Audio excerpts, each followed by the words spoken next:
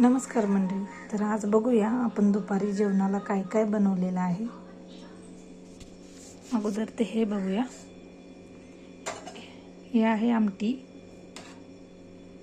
ही अशी शेवग्याची शेंग टाकून आमटी केलेली आहे, चिंचेचा कोळ टाकून.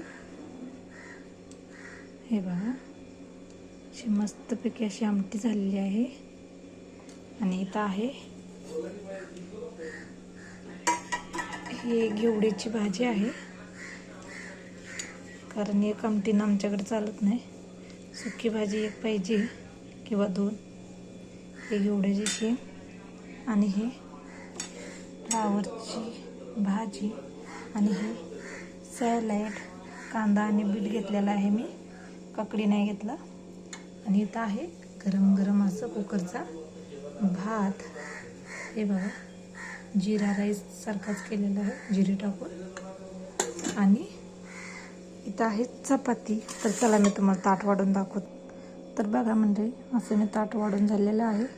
इथं आहे आमटी, इथं आहे फ्लावर, इथं आहे घेवड्याची भाजी आणि हे आपला गरम गरम असा राईस, हे सॅलेड आणि इथं आहे चपाती. तर बघा, या सगळे जेवण करायला हे आपलं दुपारचं जेवण.